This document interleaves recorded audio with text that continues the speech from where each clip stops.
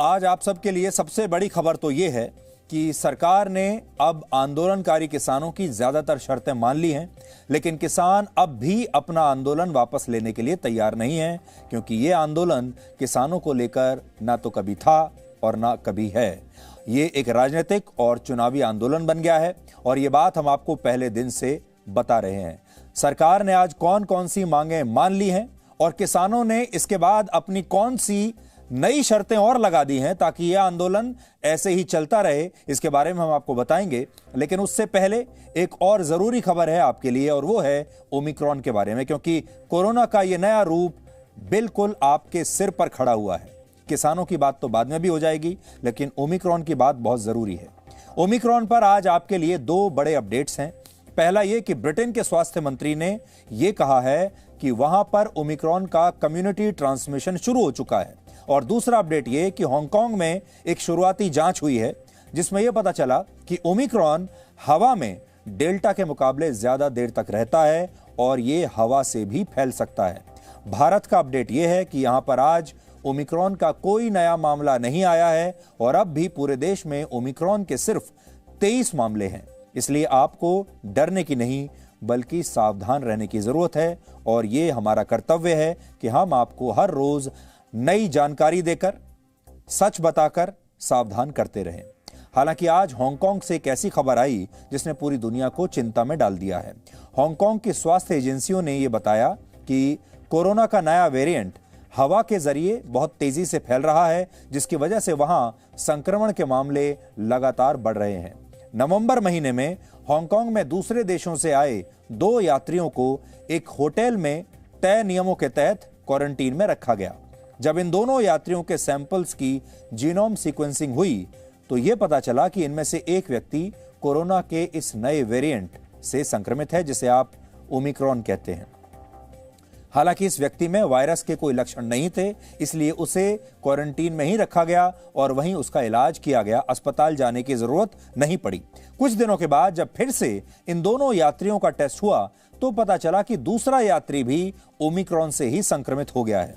हैरानी की बात यह है कि होटल में कभी भी इन दोनों लोगों के बीच में कोई संपर्क हुआ ही नहीं था। ये अपने कमरे से 1 मिनट के लिए भी बाहर नहीं गए। इनके कमरे के जो दरवाजे थे वो पूरे 24 घंटे बंद रहते थे और सिर्फ खाना और दवाई लाने के समय ही ये दरवाजे कमरे के खुलते थे, और डॉक्टरों का मानना है कि इसी दौरान ये वायरस हवा के जरिए एक कमरे से दूसरे कमरे में पहुंच गया।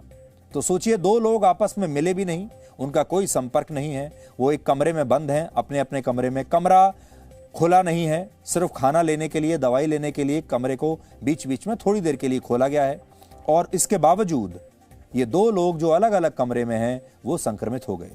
जब कोई व्यक्ति खांसता या छींकता है या फिर जोर से चिल्लाकर बोलता है या कोई और इस तरह की गतिविधि करता है तो इस दौरान उसके मुंह और नाक से कई ड्रॉपलेट्स हवा में घुल जाते हैं, और अगर यह व्यक्ति कोरोना वायरस से संक्रमित है तो फिर इन ड्रॉपलेट्स में वायरस मौजूद हो सकता है। यानी इस तरह से वायरस हवा में आता है और फिर जब कोई दूसरा व्यक्ति उसी हवा में सांस लेता है तो फिर वायरस उसे भी संक्रमित कर देता है। वैज्ञानिकों को यह आशंका है कि ओमिक्रॉन काफी देर तक हवा में रह सकता है और डेल्टा वेरिएंट के मुकाबले यह काफी लंबी दूरी तक हवा के जरिए ट्रैवल भी कर सकता है। शुरुआत में जब कोरोना वायरस आया था तब सोशल डिस्टेंसिंग यानी 2 गज की दूरी का नियम इसीलिए बनाया गया था क्योंकि वैज्ञानिकों का कहना था कि अगर कोई व्यक्ति संक्रमित मरीज से 2 गज की दूरी पर खड़ा होता है तो फिर वो इससे संक्रमित नहीं होगा। मरीज के ड्रॉपलेट्स हवा में तो जाएंगे लेकिन वो उस व्यक्ति तक पहुंचते प्रभावी नहीं रहेंगे, निष्क्रिय हो जाएंगे। लेकिन अब नई स्टडी ये कह रही है कि अगर किसी एक कमरे में 5 लोग मौजूद हैं या 10 लोग मौजूद हैं और सभी एक दूसरे से 2 गज की दूरी पर खड़े हुए भी हैं तो भी उनमें से एक व्यक्ति अगर कोरोना से संक्रमित है तो सभी लोगों पर यह वायरस हमला कर सकता है। इसका मतलब यह हुआ कि अगर मान लीजिए आप एक ही होटल में हैं, एक ही हॉल में हैं या किसी इंडोर जगह पर हैं और वहां पर अगर एक व्यक्ति भी ओमिक्रॉन से संक्रमित है और आप चाहे उससे काफी दूर भी खड़े हुए हैं तो भी आपको संक्रमण हो सकता है। अब कई लोगों के मन में सवाल होगा कि वो हवा में फैलने वाले इस वेरिएंट से अब कैसे बचें, क्योंकि यह संक्रमण तो घर के अंदर भी हो सकता है, यानी अगर कोई व्यक्ति वायरस से बचने के लिए घर में रहता है तो खतरा उसे भी है। इसलिए अब हम आपको इसके बचाव के कुछ तरीके बताएंगे। पहला उपाय तो यही है कि आप मास्क लगाना 1 मिनट के लिए भी छोड़े नहीं। हर समय मास्क आपके चेहरे पर होना ही चाहिए और वो भी ठीक से लगा हुआ। कोशिश करें कि घर में जब 3-4 लोग साथ में बैठे हों तो मास्क लगाकर ही रखें। डॉक्टरों की सलाह तो यह भी है कि आप डबल मास्क यानी 2 मास्क भी लगा सकते हैं। डेल्टा वेरिएंट के समय भी डॉक्टरों ने यही राय दी थी, आप याद करके देखिए। ज्यादातर लोगों ने यह राय मानी नहीं, यह अलग बात है, और इसीलिए पहली लहर आई और फिर दूसरी लहर आई। हवा से वायरस फैलने का मतलब यह नहीं है कि हवा संक्रमित है। इसका मतलब है कि वायरस हवा में बना रह सकता है और इमारतों के अंदर तो ये और भी ज्यादा खतरा पैदा कर सकता है। ऐसे में इसके लिए जरूरी है कि आप वेंटिलेशन रखें।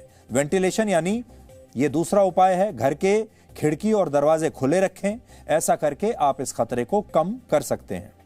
ओमिक्रॉन से जुड़े 3 जरूरी अपडेट्स भी आज आपके लिए जरूरी हैं। पहला ये कि ऐसे लोग भी इस वेरिएंट से आसानी से संक्रमित हो रहे हैं जिन्होंने वैक्सीन की या तो दोनों डोज लगवाई हैं या जो दोनों डोज के बाद बूस्टर डोज भी लगवा चुके थे। तो 2 डोज तो छोड़िए, जिन्होंने बूस्टर तीसरी डोज भी लगवा ली उन्हें भी संक्रमण हो गया। इजराइल में ओमिक्रॉन के अब तक जितने भी मामले मिले हैं उनमें से 50% से ज्यादा मरीज ऐसे हैं जो वैक्सीन की बूस्टर डोज भी लगवा चुके थे। इसलिए वैक्सीन के एफिकेसी रेट पर भी सवाल उठ रहा है कि वैक्सीन इस नए ओमिक्रॉन पर कितना प्रभावी है, उस पर सवाल उठ रहे हैं। दूसरा यह कि अब लगभग ये स्पष्ट हो चुका है कि ओमिक्रॉन डेल्टा वेरिएंट की तुलना में ज्यादा संक्रामक है, तेजी से फैलता है। और इसे आप दक्षिण अफ्रीका के इस उदाहरण से समझिए। वहां 6 नवंबर तक कोरोना के प्रतिदिन औसतन 200 मामले आ रहे थे, लेकिन अब तक वहां प्रतिदिन लगभग 10,000 मामले दर्ज हो रहे हैं। सोचिए, कहां 200 मामले एक दिन में थे, अब 10,000 मामले एक दिन में आ रहे हैं। हालांकि भारत में स्थिति बेहतर है। भारत में पिछले 24 घंटे में नए वेरिएंट का एक भी केस नहीं मिला है और डॉक्टर इसके लिए जीनोम सीक्वेंसिंग को एक बहुत बड़ी वजह मान रहे हैं। WHO के मुताबिक कम से कम 5% मामलों की जीनोम सीक्वेंसिंग होनी चाहिए, लेकिन हमारे देश में अब भी 1% मामलों की ही जांच हो पा रही है। इस वेरिएंट को लेकर सबसे बड़ी चुनौती यह है कि RT-PCR टेस्ट ये बताने में कई बार सक्षम नहीं होता कि मरीज ओमिक्रॉन वेरिएंट से संक्रमित हुआ है या फिर पुराने वेरिएंट से संक्रमित है। इसका पता केवल सैंपल्स की जीनोम सीक्वेंसिंग से ही लगाया जा सकता है और यह प्रक्रिया जटिल और लंबी होने की वजह से भारत में ओमिक्रॉन के मामले धीरे धीरे बढ़ रहे हैं, लेकिन असली संख्या इससे कहीं ज्यादा हो सकती है। इसलिए जब हम आपको ये कहते हैं कि पिछले 24 घंटों में कोई नया मामला नहीं आया, तो इसका मतलब ये नहीं है कि ओमिक्रॉन देश में नहीं है। इसका मतलब ये है कि अभी हम उसे पकड़ नहीं पाए हैं और जीनोम सीक्वेंसिंग इतनी कम हो रही है हमारे देश में कि मामले भी उतनी धीरे धीरे आएंगे।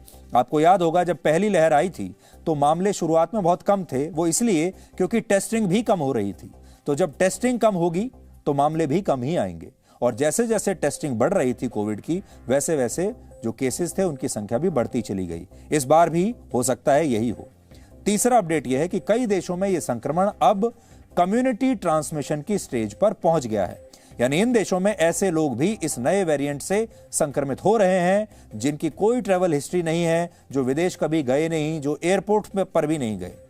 ब्रिटेन के हेल्थ सेक्रेटरी साजिद जाविद ने इस बात को स्वीकार किया है कि ओमिक्रॉन की वजह से वहां पिछले एक दिन में कोरोना के 50% मामले बढ़ गए हैं। The Omicron variant is continuing to spread here and around the world.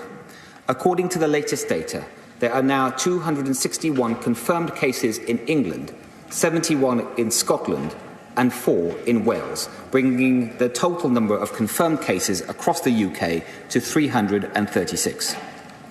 This includes cases with no links to international travel, so we can conclude that there is now community transmission across multiple regions of England. तो देख लीजिए कि Britain के स्वास्थ्य मंत्री अब खुद ये कह रहे हैं कि वहां पर कम्युनिटी ट्रांसमिशन शुरू हो चुका है ओमिक्रॉन का।